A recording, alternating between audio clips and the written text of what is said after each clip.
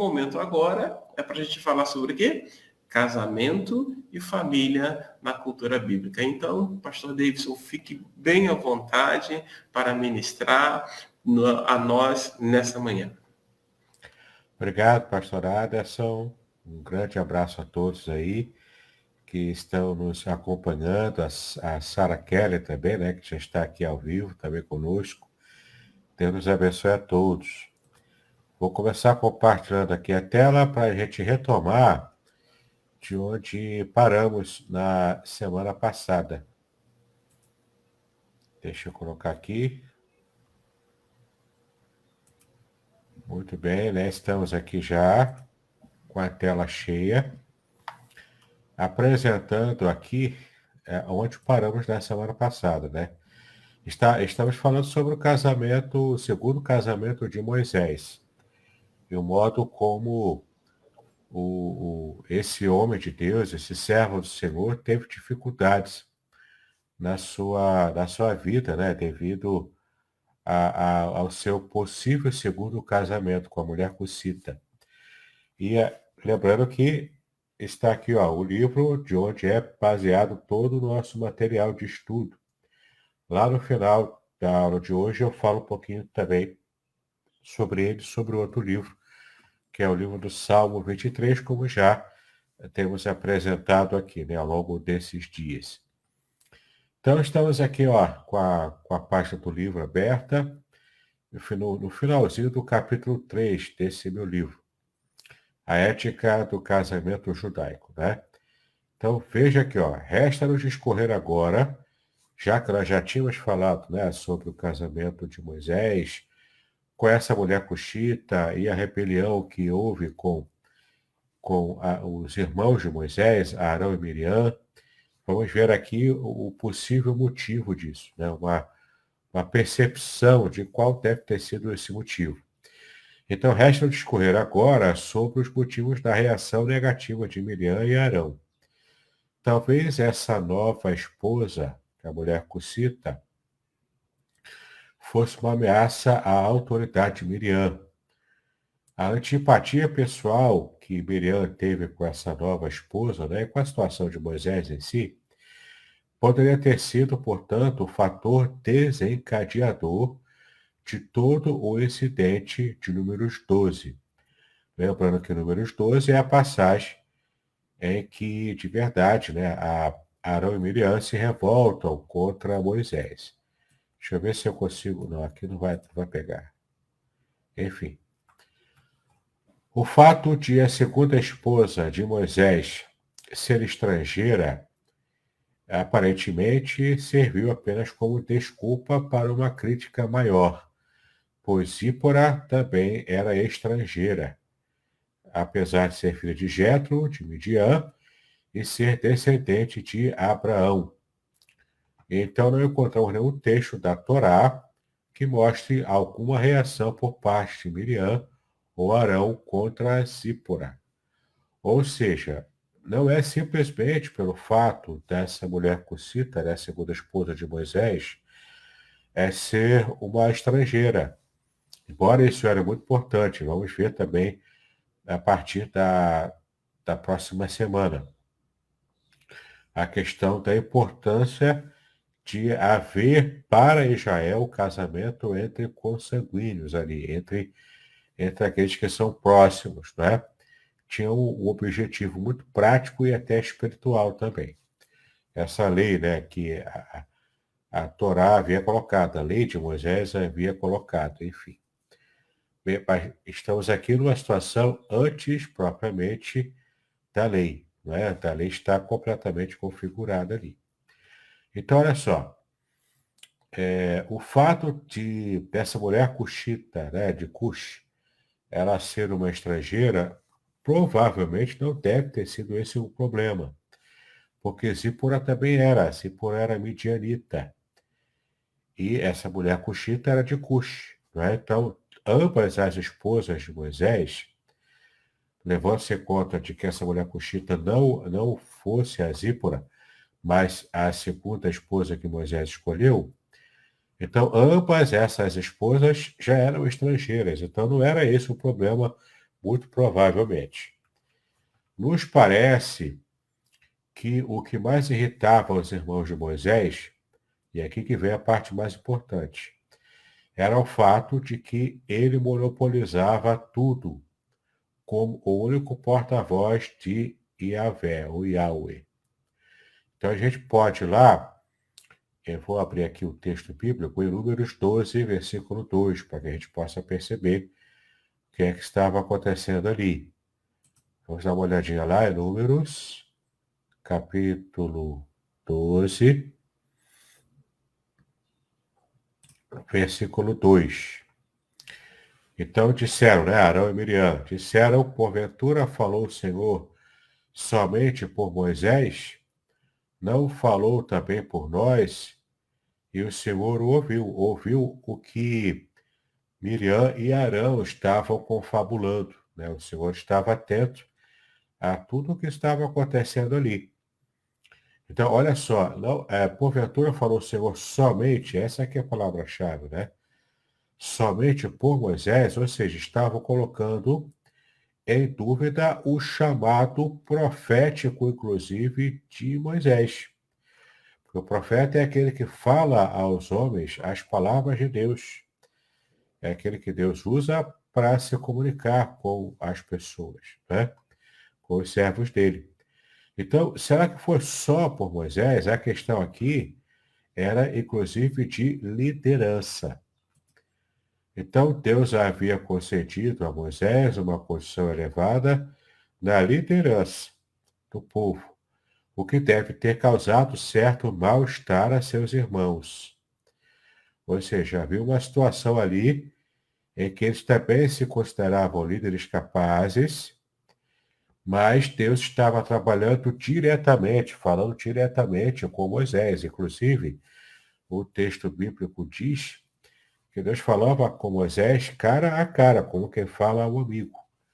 E não, o texto não diz que Deus tratava assim Miriam e Arão.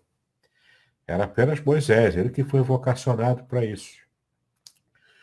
Ora, aqui, ó, Miriam era profetisa. Veja aqui isso, capítulo 15, versículo 20. Êxodo 15, 20. Ó. Então, Miriam, a profetisa, a irmã de Arão, tomou o tamboril na sua mão e todas as mulheres saíram atrás dela com tamborins e com danças. Então, Miriam, ela era profetisa, tinha, portanto, sua importância e também era líder, pelo menos nessa parte com as mulheres aqui, né? Era líder dessas mulheres. Então, ela estava acostumada a essa posição de liderança antes de Moisés voltar, retornar e, de fato, começar o seu trabalho, né, de libertação. Então, Miriam era profetisa, o que lhe conferia grande importância e elevada posição espiritual. Veja o que diz aqui Miqueias 6, versículo 4, sobre a importância dos profetas, né? Pois te fiz subir da terra do Egito e da casa da servidão de Remi, e enviar diante de ti a Moisés, Arão e Miriam. Ela está contada aqui junto com essa comitiva que, junto com Moisés, estavam trabalhando. Então, tanto Arão, Miriam e Moisés eram essa tríade de liderança e, por isso, ela estava em posição, sim, de importância e de igualdade, até mesmo com seus dois irmãos. Ela desejava, provavelmente, elevar ainda mais a sua posição, especialmente frente àquela nova mulher do seu irmão mais novo. No caso, seria a mulher Cuxita, né, cujo nome não sabemos. A inveja, o ciúme e a competição poderiam ter levado Miriam a duvidar de que Deus havia dado a Moisés uma posição sem igual, como seu mediador, algo que foi provado desde a saída do Egito. Então, perceba aqui que essa sedição de Miriam e Arão contra a liderança de Moisés não era apenas por causa da esposa em si, por ela ser estrangeira, enfim, né? A gente vai ver até mais à frente aqui que tem uma teoria bem interessante da tradição judaica quanto a isso. Mas a questão aqui, o texto bíblico deixa claro, a questão aqui era uma situação de liderança. Ou seja, era uma crise de liderança que Moisés estava tendo junto aos líderes que estavam cooperando com ele, que no caso era Arão e Miriam, seus dois irmãos, né? Então havia aqui essa disputa. Moisés não estava disputando, ele simplesmente foi comissionado por Deus. Ele simplesmente estava levando à frente o seu comissionamento, o seu chamado. Mas mesmo assim, mesmo com humildade, mesmo com completo compromisso com Deus, né, e completa sinceridade diante de Deus, mesmo assim Moisés teve que lidar com essa oposição temporária dos seus próprios irmãos, aqueles que eram os líderes cooperadores dele, não é? Eles queriam pegar o lugar de Moisés. E isso aqui é interessante que o texto bíblico diz, como nós vimos aqui, que Deus ouviu, muito provavelmente, aquela conversa no pé do ouvido entre Arão e Miriam, né? Aquela conversa mal lograda entre eles dois, que provavelmente foi feita à meia boca, né? Com fala miúda ali, com fala baixinha, só entre eles, porque era murmuração, né? E toda murmuração, ela acontece assim, ela acontece com você falando baixo. É um pecado também diante de Deus. Então, o fato aqui é que Deus ouviu. E porque Deus ouviu, Deus já automaticamente falou diretamente com Moisés, e então já deu a lepra temporária para Miriam para que ela entendesse o que de fato, como de fato Deus estava querendo agir com aquele povo, aquele numeroso povo. E o fato de Miriam ter recebido a lepra e não Arão, talvez seja um indício de que partiu dela essa reclamação toda, essa murmuração toda. Mas então aqui, ó, mas apesar da interpretação acima, será mais comum entre os exegetas, ou seja, a questão da liderança, né, que é muito comum. Existem ainda outras visões bastante interessantes sobre os motivos da rebelião dos irmãos de Moisés. O Midrash, que é o registro da tradição oral lá de Israel, que não deixa de ser lei também, né, acaba sendo a lei oral. O Midrash, por exemplo, nos traz uma interpretação bastante interessante sobre os motivos dessa rebelião, baseada na hipótese de que a mulher cussita se referia a Zípora, tá? Então, nesse caso aqui, o Midrash entende que a mulher cussita era a mesma esposa de Moisés, a Zípora, portanto, uma esposa só. Esse aqui é um campo da conjectura também na tradição judaica. Então, segundo o Midrash, Miriam e Arão falaram contra Moisés ao tomar conhecimento de que ele não tinha mais contato com a sua esposa Zípora. Contato de marido e mulher, né? Para quem sabe ler, eu pego a letra. Eles souberam disso pelos comentários de Zípora, quanto da revelação do Espírito de Deus sobre os anciãos. E aqui abre aspas, né, para o comentário do Midrash. As esposas destes anciãos deveriam chorar em lugar de se alegrarem, pois Moisés, o meu esposo, aqui é como se fosse Zípora falando, né? Moisés, o meu esposo, desde que recebeu o Espírito de Deus, ou seja, desde que ele foi chamado na sarça ardente, né? Deixou de se aproximar de mim.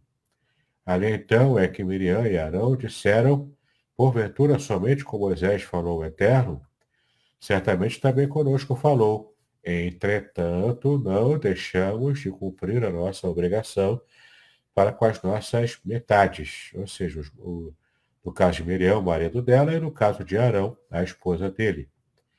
Arão e Miriam foram castigados com a pena dos caluniadores, isto é, com a lepra. Então, a lepra é considerada, na tradição judaica, como uma maldição aos caluniadores, aqueles que caluniam outras pessoas.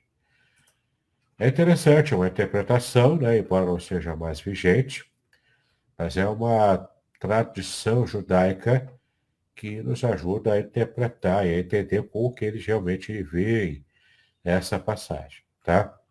Bom, segundo essa interpretação, Moisés, então, estaria negligenciando os seus deveres matrimoniais com Zípora, o que denotava uma espécie de divórcio psíquico. Ou seja, não era um divórcio real, um divórcio com carta de divórcio, oficial, nada disso, né?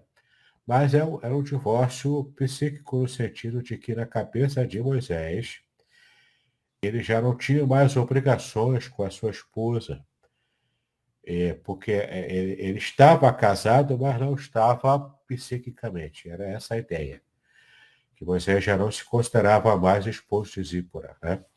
Segundo essa interpretação tradicional rabínica. Então, sendo verdadeira a tradição midrásica, Arão e Miriam ressentiram-se por Deus preferir Moisés como mediador do que ele, já que eles estavam também cuidando bem da sua vida familiar, enquanto que Moisés estava negligenciando seu casamento com Zípora. Isso é que era muito importante. Na cultura judaica, isso é muito importante, né? O marido pagar a mulher, né? Inclusive, Paulo usa esses termos. O marido pagar a mulher o que lhe deve, né, em termos de relacionamento matrimonial, né? E isso é muito importante na cultura mesmo. Então, isso aqui era tão importante, essa situação do casamento em si, além, é claro, de estar atrelado à questão de posição de liderança e desejo também de perceber o quanto Deus podia usá-los também para continuar ali, tirando o povo, elevando o povo a Canaã, já que eles já tinham saído do Egito aqui. Então temos aqui uma situação em que eles estavam vinculando o modo como Deus queria usar e estava usando Moisés com essas dificuldades que Moisés tinha com a sua esposa, com a sua vida familiar. De fato, Zípora quase não é mencionada, né? Ela, lá no começo, depois não menciona mais, o texto não menciona mais a Zípora. E nem mesmo o Gerson, né, o filho de Moisés com Zípora, também não menciona quase. Então, é bastante elucidativo a gente perceber que, muito provavelmente, a tradição judaica ela está correta nesse sentido, de que Moisés estava tendo problemas no casamento. Seja a mulher cuxita a Zípora ou a segunda esposa de Moisés, não faz diferença, porque mesmo que ele estivesse escolhendo uma outra esposa, mas como é que ele pode escolher uma outra esposa tratando tão mal a primeira, né? Já que na cultura judaica também, quando há poligamia, o homem tem que tratar a primeira esposa com mais carinho, com mais amor, por ela ter sido a primeira mesmo, né? Ela devia, ela devia receber essas bênçãos por ser a primeira esposa, a esposa mais importante, dentro de uma situação de poligamia, que não era recomendada, não era encorajada na Bíblia, mas era tolerada, tá bom? Especialmente naquele período, né, em que quanto mais numerosa a família, melhor para, para o homem, né, para o chefe da família lá, que era o patriarca, no caso. Muito bem, então, sendo verdadeira essa tradição midrástica, de que Moisés estava negligenciando então o casamento com Zípora, Arão e Miriam ressentiram-se por Deus preferir trabalhar com Moisés e tê-lo como principal líder e mediador entre Deus e o povo, né, do que eles próprios. Já que Deus também falava com eles e que, ao contrário de Moisés, estavam conseguindo administrar os seus problemas conjugais.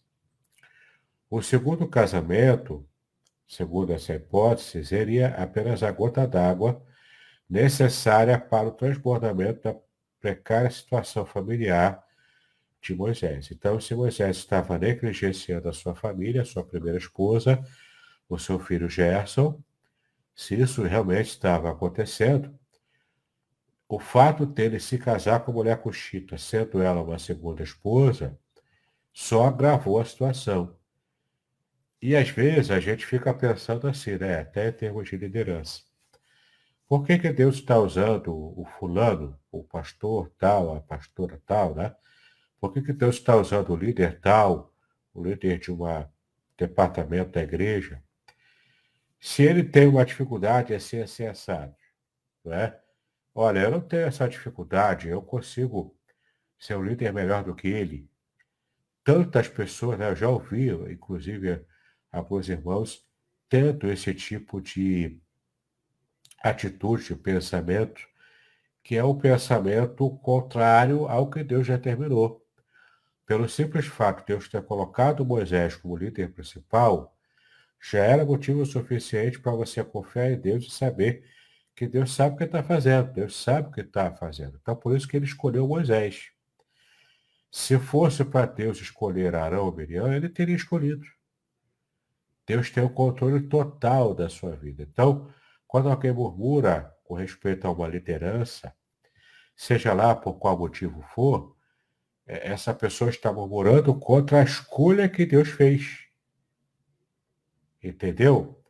Então, é muito sério isso aqui. Era tão sério que Deus realmente deu uma punição exemplar para Miriam, uma punição bastante severa, ainda que por um tempo determinado, mas era uma situação severa em que Miriam se tornou uma pária social durante o período que ela estava leprosa, já que a situação dela era se achar uma líder melhor, ou seja, estar liderando o povo lá no meio dele, né, de um modo melhor do que Moisés, ela recebeu essa punição para ter que se isolar do povo. Entende como é que Deus estava trabalhando aqui, inclusive com o coração dela, né? Mostrando para ela o quanto ela precisava aprender da humildade do seu próprio irmão Moisés, porque Moisés era humilde, como a gente vai poder ver também mais à frente. Então, ó, seja qual for o motivo, Miriam não tinha permissão divina para se rebelar contra o seu irmão Moisés. Pfeiffer nota que ela foi a instigadora desta rebelião, pois seu nome foi colocado antes do de Arão, e o verbo falar tem uma descendência feminina também. Ou seja, são pistas aqui de que de fato partiu dela essas reclamações todas. Ainda o Midrash, né, que é o livro da tradição judaica, nos diz o porquê de a lepra ter sido escolhida por Deus para punir os sediciosos, irmãos de Moisés, conforme lemos no versículo 12, né, que a gente já viu também. A pessoa punida com a praga da lepra é comparada a uma pessoa morta. De acordo com o Midrash, Arão disse a Moisés: no curso normal da vida, só a morte pode provocar a separação entre irmãos, mas as leis da lepra, detalhadas no Levítico, nas porções semanais de Saria e Metsorá, forçosamente nos separarão de nossa irmã ainda em vida. Então, essas aqui são porções semanais de leitura da Torá, que é o Pentateuco, né, de Gênesis até Deuteronômio. Então, nessas porções aqui, relatam as leis da lepra, da separação da lepra, do cuidado. O sacerdote tem que avaliar, tem que esperar um tempão até ver se ia ficar purificado. Se fosse uma lepra real e não houvesse a purificação, essas pessoas tinham que ficar completamente isoladas até o resto da vida. E é bom também saber de que lepra na Bíblia não é propriamente a hanseníase, como nós conhecemos hoje. Qualquer doença de pele, qualquer erupção da pele, dermatite, que eu até tenho dermatite aqui no rosto, qualquer tipo de doença de pele assim, da mais branda até as mais complicadas, como câncer de pele e a própria lepra em si, qualquer doença de pele era considerado lepra naquela época. Então, qualquer descamaçãozinha na pele, qualquer coisa, vitiligo também, né? Era tudo considerado lepra, tá? Isso aqui, então, faz a gente perceber o quanto quando alguém podia estar com uma lepra, entre aspas, temporária, podia ser uma doença de pele temporária, ou a lepra mesmo, né, a hanseníase de verdade, que aí já não era temporário, aí é mais real, né, mais permanente. Então, em todo caso, tinha um tratamento próprio para isso. O sacerdote é que analisava e então dizia se a lepra tinha passado ou não, né?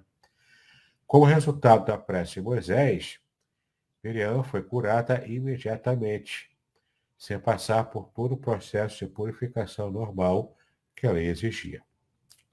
A reclusão de 7 dias foi cumprida como um decreto divino específico, para que ela e todo o povo aprendessem a lição tantas vezes repetida na Bíblia sobre os males causados à sociedade pela língua viperina e a maledicência. Tá? Na língua hebraica, a expressão que designa essa maledicência é Lashon Hara, tá? Lashon Hara, que é língua maldosa, língua maldita, língua maldosa. É assim que é chamada a maledicência no hebraico e também na própria cultura judaica. Lashon Hara, tá? Apesar de aparentemente faltar com a ética, negligenciando 2 vezes a proibição da Torá acerca da exogamia. A exogamia é o casamento com pessoas, né, de outra nacionalidade, de outro país. O que se deu, talvez, por sua intensa convivência com a cultura egípcia, no caso aqui Moisés, teve possivelmente esses 2 casamentos com mulheres estrangeiras por causa da influência da cultura egípcia que ainda estava entranhada na sua mente e no seu coração. Moisés, então, possuía como principal característica do seu caráter a humildade. E a gente pode ver aqui, em Números capítulo 12, vou abrir aqui o texto bíblico. Agora o versículo 3, aqui, ó. Era o homem Moisés muito manso, mais do que todos os homens que havia sobre a terra. Só que a palavra manso aqui não é manso como nós conhecemos, né? Ser mansinho, tranquilo, fala mansa, nada disso, né? Aqui, esse texto se refere à humildade de Moisés, olha só. Tem também Êxodo 3:11, que também fala essa mesma característica, né? Então Moisés disse a Deus: quem sou eu que vá a Faraó e tire do Egito os filhos de Israel? Então você percebe aqui que é uma atitude de humildade. Moisés era humilde perante Deus. De fato, a Bíblia diz, né, que Deus resiste aos soberbos, mas dá a sua graça aos humildes. E é muito significativo para a gente perceber o quanto Miriam foi, essa atitude de Miriam junto com Arão, ela tomando a frente da situação, isso demonstrou porque Deus recebeu aquela ação dela com uma atitude de soberba, que é completamente o contrário da atitude de Moisés. Então a gente percebe aqui, inclusive, de modo muito, muito prático e material, por que que Deus estava escolhendo agir com Moisés. Deus sabia a intenção real do coração de Moisés e a intenção real do coração de Miriam. Então Deus estava aqui punindo Miriam pela sua soberba, pela sua empáfia, né, de achar que ela era melhor do que Moisés, tá bom? Por mais que Moisés tivesse lá sua dificuldade familiar, a dificuldade era real, mas não impedia Moisés, nesse caso aqui, de ser esse líder que Deus escolheu, tá? A palavra hebraica, aqui traduzida por manso, é anav, tá bom? Anav, que significa literalmente humilde. A raiz desse termo é aná, forçar a submissão. Ou seja, Moisés era humilde no sentido de que ele está completamente entregue à submissão a Deus. Era essa a ideia, né? E, portanto, está completamente entregue à direção que Deus estava dando a ele. Essa era a ideia de humildade. Então, humildade não é aquela pessoa pobre, aquela pessoa que tem baixa autoestima, né? São 2 coisas diferentes. Não confunda a humildade com baixa autoestima. Se a pessoa tem baixa autoestima, ela precisa tratar isso com o psicólogo. Isso é uma dificuldade na sua psique.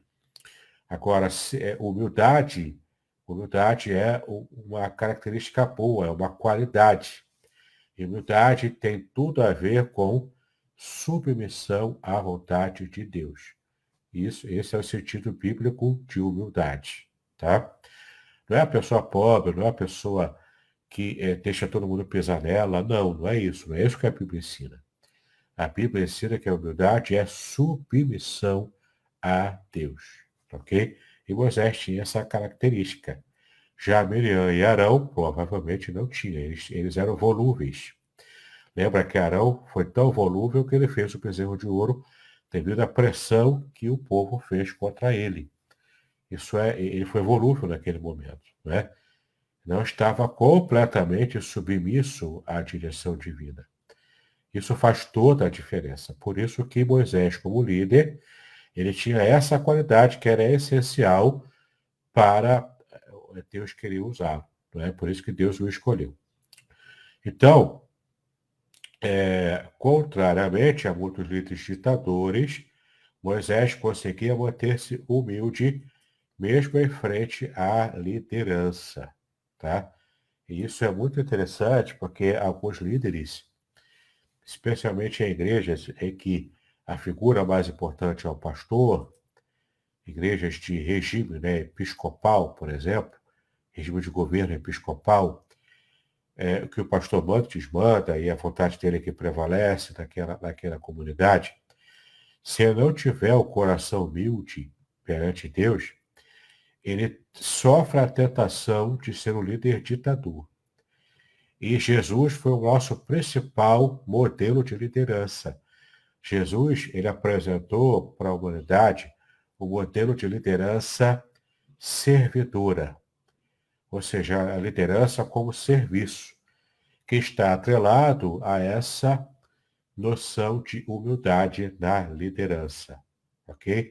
Então, Moisés prefigurou, no seu estilo de liderança, ele prefigurou a liderança do próprio Senhor Jesus, conforme revelado no Novo Testamento. Sem nem que Moisés percebesse que ele estava sendo o tipo de Cristo no seu modelo de liderança, tá? Ele era humilde, ele tinha um coração humilde.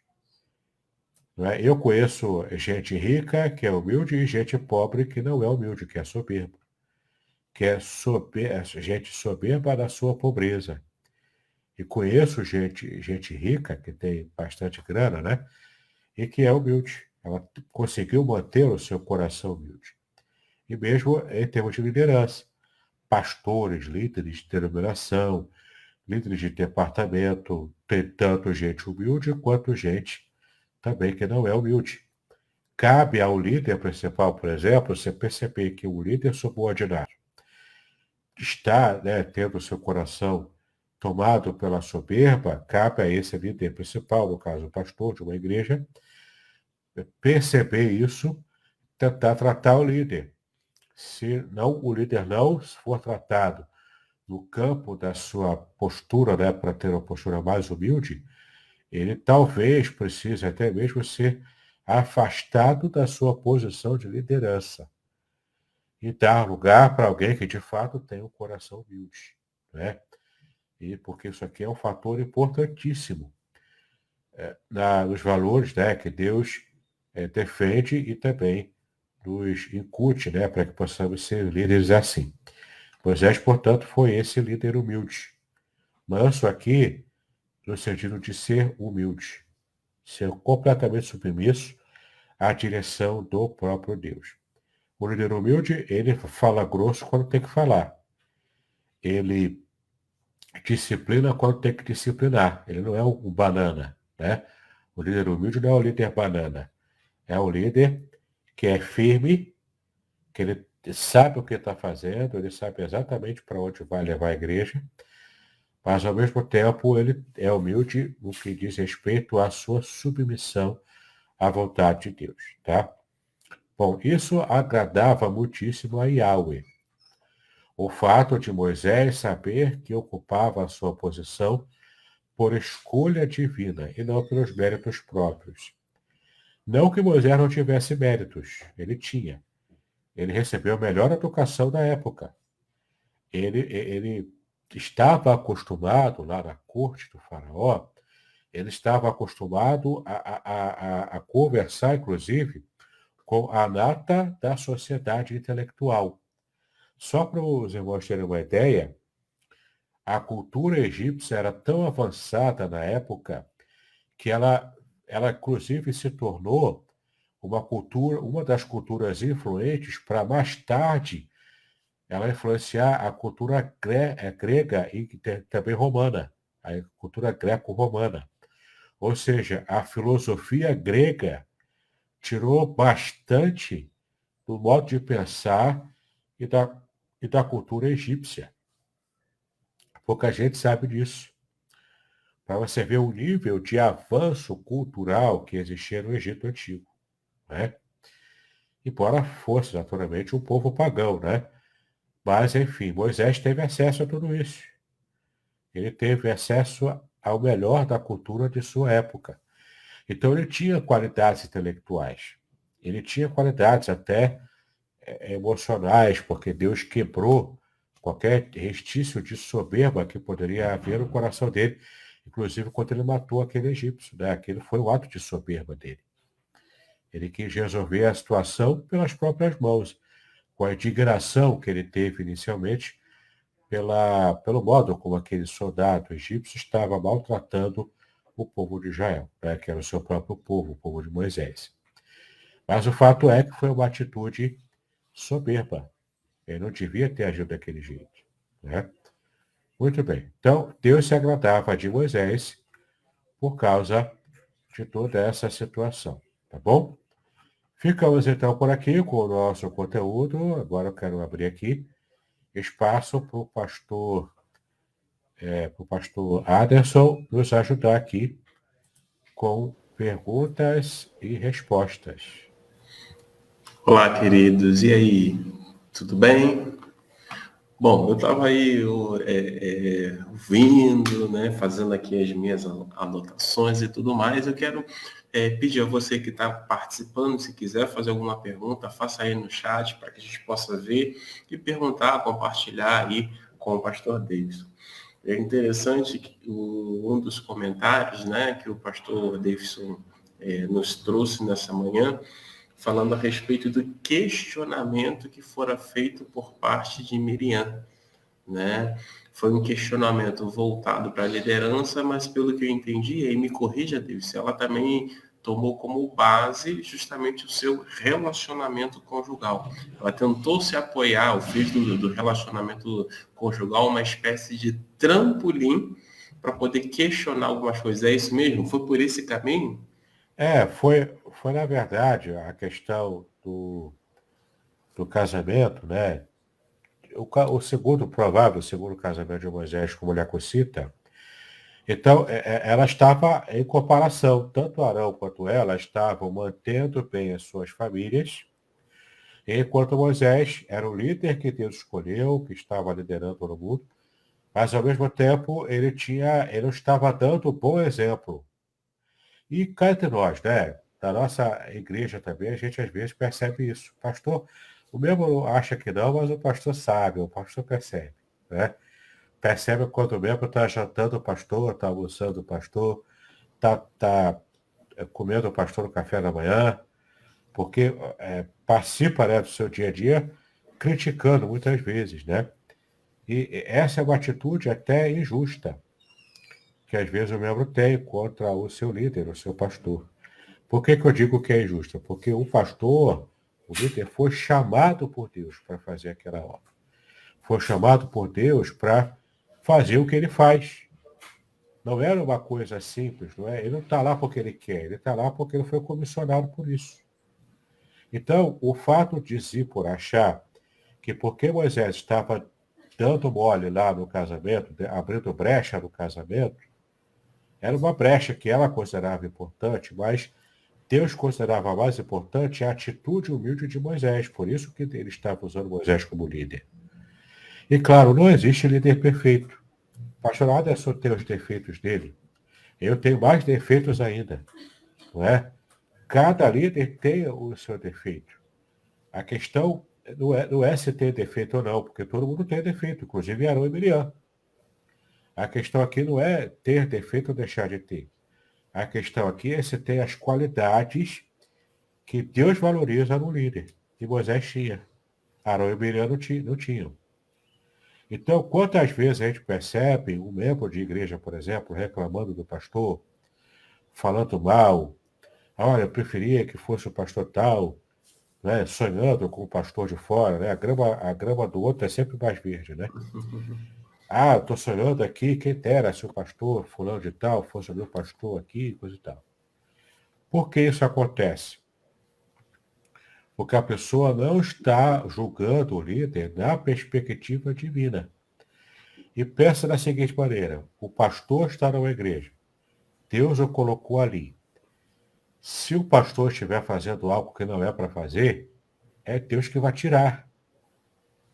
Não é o grupo fazendo, né, uma panelinha lá, fazendo uma briga lá, um grupinho lá, e para poder. Vamos fazer um levante aqui para tirar o pastor. Eu já vi isso acontecer em algumas igrejas nossas. De um grupo de mocidade tentar fazer um levante para tirar o pastor que eles não gostavam. O pastor hoje é até falecido numa igreja dessa denominação. Não é assim que se resolve. Isso é tentar resolver de modo carnal. Arão e Miriam foram carnais naquele momento. Arão foi carnal até o bezerro de ouro, né? Foi o pecado mais assim gritante de Israel. Até hoje é marcado como esse pecado mais gritante da nação de Israel. E Arão foi o protagonista. Veja a Uhum. carnalidade desses dois, não é? Moisés não era perfeito, mas ele tinha as qualidades que Deus queria como líder. Quero dar aqui um bom dia para a Nilza, né? Ela me deu um bom dia aqui, ó. Bom Isso, dia, tia Nilza. Nilson. Bom dia, Tânia. Bom dia, a Cristiane também, a Cristina, né? A sua esposa. Bom dia a Uhum. todos, viu? Joia, joia. Muito bom, muito bom. Você entrou no aspecto que a gente precisa estar aí muito atento, né? Que você fez menção à questão da mansidão, que vai apontar para a humildade, e essa humildade vai apontar aí também eu entendi da seguinte maneira: ter um coração quebrantado diante de Deus, Sim. sensível, maleável, né? Diante de Deus. É uma das coisas que não só os líderes, mas eu acho que todo cristão deveria buscar em Deus esse quebrantamento, ser maleável, né? Que aí questões como essa, como nós vimos aí no relacionamento entre os irmãos de Moisés, que foi a sedição, iriam diminuir, né? E aí você falou uma coisa aí que me chamou a atenção também, e eu queria que você comentasse um pouco mais. Você falou que há uma diferença entre líder banana e líder humilde, né? É, é. Né? Eu gostei dessa ilustração que você deu, mas no sentido de que tem muito líder que acho que a ideia que passa assim, deixa a vida como tá, deixa as coisas como tá, e tal, tal, tal. É, Fala um porque, pouquinho. porque até na igreja a gente percebe que tem liderados, né? Tem liderados e tem membros da igreja que querem que o pastor seja o Papai Noel para ele e para a família dele, e que seja o ditador para o restante que é contra a família dele, né? Então, assim, para quem é o meu, para quem está competindo comigo na liderança, todo rigor da lei, né? Agora, não, para mim, para minha família, não, né? Tem que ser o Papai Noel que me dá presente todo ano, tem que ser bonzinho para todo mundo, né? Que não esquece de ninguém, aquela coisa toda. Tem que ser o bom velhinho. E não é isso que a Bíblia diz. O líder humilde, como eu disse na exposição, o líder humilde não é o líder banana, que aceita tudo, que não tem voz ativa, que não disciplina quando precisa disciplinar, que passa a mão na cabeça de todo mundo. É o líder paizão, né? Esse líder paizão. Só que até mesmo essa ideia de paizão, ou avôzão, né? É uma ideia antibíblica. O líder bíblico é o líder que é humilde, no sentido de estar submisso à vontade de Deus, mas é duro e é firme quando precisa ser. Se a igreja está errando, o líder ele tem a postura dura de corrigir o erro. Doa quem doer. Entendeu? A firmeza na liderança não é sinal de ditadura. O que é um sinal de ditadura? É quando o líder é autocrático. É tudo o que ele quer, tudo o que ele manda, ele é que define tudo. Passa por cima de tudo e de todos, visando apenas a sua vontade. Aí isso é uma ditadura. O líder se coloca como se ele fosse Deus. Entendeu? Aí é uma ditadura. Agora, o líder que é humilde é o líder que está submisso a Deus. E se Deus manda ele bater no rebanho porque o rebanho está rebelde, ele vai bater. Se Deus manda curar o rebanho porque o rebanho precisa de cura naquele momento, ele vai curar. Entendeu? Está submisso a Deus. Então ele faz o que Deus manda. É esse o perfil de liderança bíblica. E era o que Moisés tinha. E Arão e Miriam não tinham. Entendi. Pô, isso Entendeu? aí é uma pepita de ouro, essa daí, hein? É uma Pois é. pepita de ouro. É. E antes que alguém pense, mas ele é pastor, o pastor Aderson também é pastor, então eles estão legislando em causa própria. Estou falando isso porque isso é bom para eles. Não é. Na verdade, isso é horrível para a gente, né, pastor Aderson? É Por verdade. que é horrível? Porque é uma responsabilidade muito grande. A gente trata diretamente com Deus. E o rebanho é liderado pelo pastor, e também liderado por Deus, é claro, mas o pastor é esse mediador. Ele facilita para o rebanho. Já o pastor trata diretamente com Deus. Entende? E dura coisa é cair nas mãos do Deus vivo, né? A Bíblia já A disse gente isso, fala também isso. já disse isso. É verdade, é verdade. E aí, isso aí cabe até depois a gente fazer uma live especial para falar um pouquinho sobre essa diferença entre firmeza, dureza, porque acho que hoje, o Davidson, as pessoas têm dificuldade de estabelecer a diferença entre uma coisa e outra. Então É, elas pegam e tudo diz que é duro. Não, duro não. Você pode ser firme sem ser duro, mas você é, pode ser firme e também ser duro, não é verdade? é. Aí vai o temperamento também, né? Então, a gente já entendeu aqui, por exemplo, que humildade não tem nada a ver com, com a pessoa ser o líder mole, né? O líder é banana. Porque aí, por exemplo, tem pessoas que têm um temperamento explosivo, tem pessoas que têm um temperamento mais tranquilo, mais manso.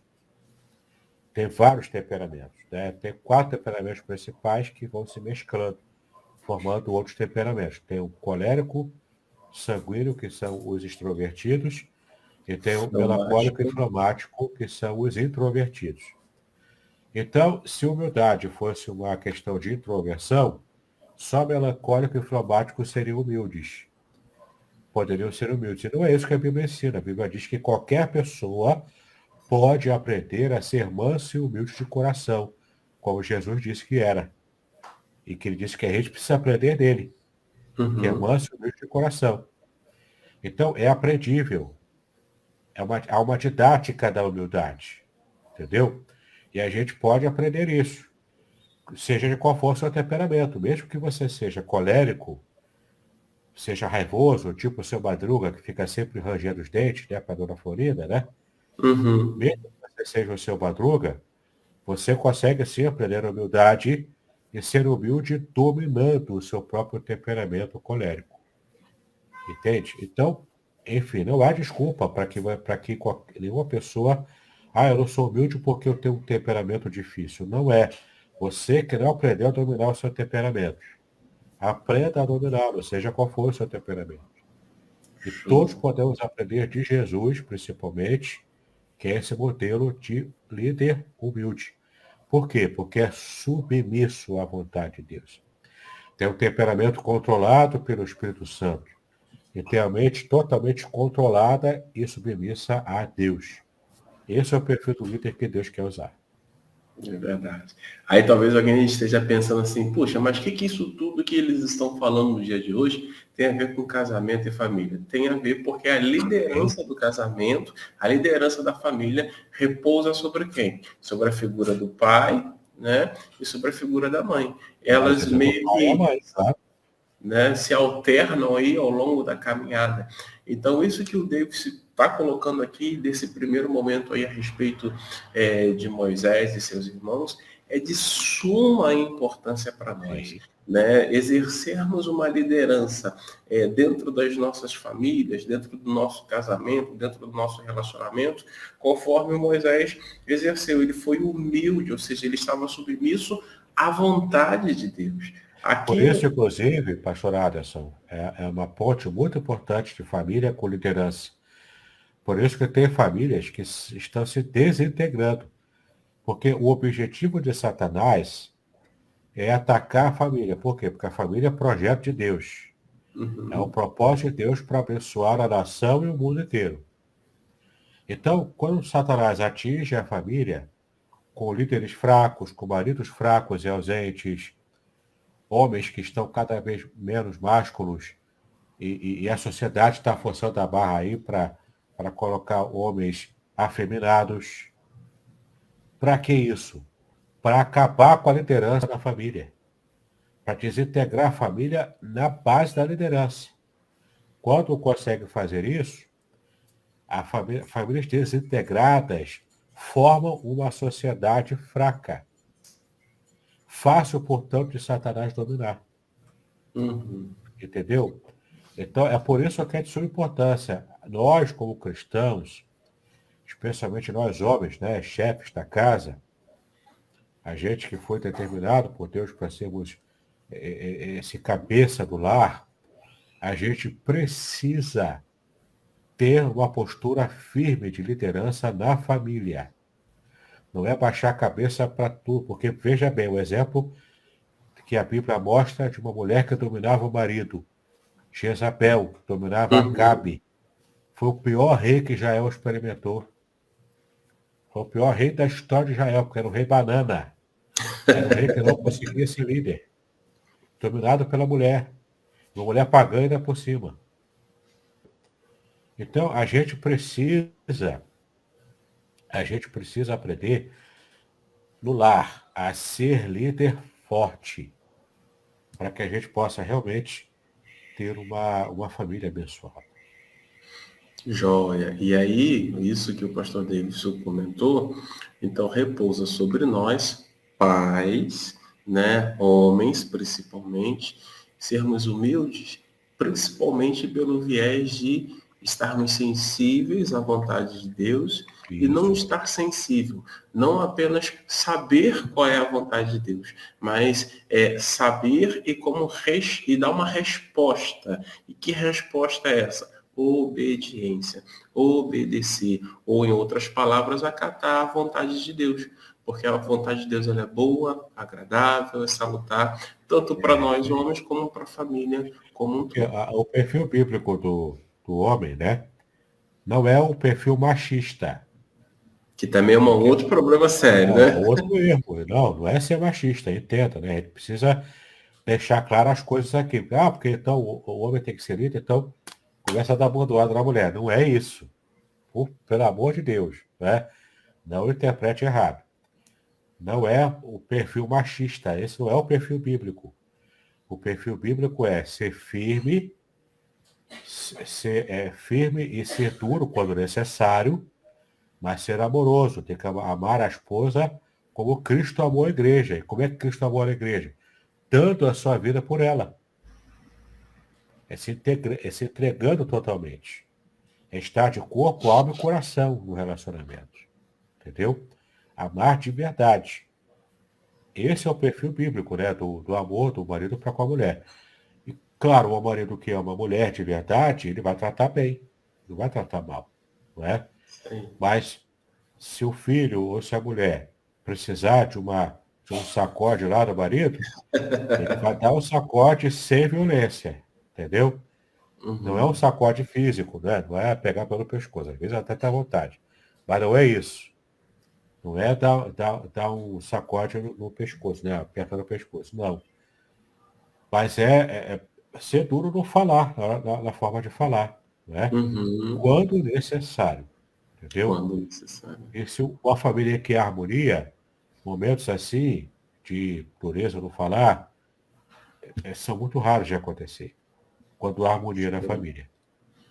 Entendeu? É isso aí, queridos. Estamos chegando ao final. Na próxima quarta-feira tem mais. O pastor Davis está fazendo aí um comentário. Ele está dando uma aula do livro dele. Mostra o livro para Aqui, mim. ó. Ali, ó.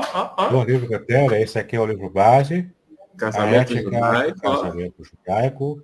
Você pode fazer contato para adquirir no meu WhatsApp, 021, aqui do Rio, 998-585402. Também você pode adquirir o meu livro da nossa série anterior de estudos, a Revelações Originais do Salmo 23. Isso Aqui aí. o Salmo 23 inteiro, comentado com base no original, na língua original em hebraico. Isso Então, aí. esses livros aqui, ó, faz contato, vai ser bênção para a sua vida. Perfeito. Se você quiser, só fazer contato, né? E aí o pastor David vai estar disponível, vai explicar como é que funciona e vai encaminhar para você. Isso Tá aí, pelos bom? Correios. Quarta-feira que vem, se Deus quiser, estamos retornando. Gente, acabou que nós passamos, avançamos 15 minutos. Peço desculpa, mas é porque o papo estava bom. Mas na quarta-feira retornamos mais uma vez com o pastor Davidson e também amanhã teremos Manhã com Deus. Vou pedir o pastor Davidson, pode orar para a gente, agradecendo por Claro, esse com dia. certeza. Vamos orar então. Para te exaltamos por esse estudo que tivemos hoje, falando de liderança na família. Te exaltamos por isso, pedimos a tua graça e a tua bênção, para que, de fato, ó Pai, possamos ser líderes valorosos, líderes humildes, totalmente dedicados ao nosso lar e também submissos à tua palavra. Então, trata conosco, nos dá equilíbrio em nossos relacionamentos e também a tua bênção para o dia de hoje. Nós assim agradecemos a ti pela bênção e pedimos as tuas graças renovadas sobre nós, em nome do Senhor Jesus Cristo, hoje e para todos sempre. Amém e amém. Amém, queridos. Shalom, meu amigo Shalom a todos. Davidson. Amém. Muito obrigado. Deus continue abençoando rica e poderosamente a sua vida. Amém. Shalom. Shalom.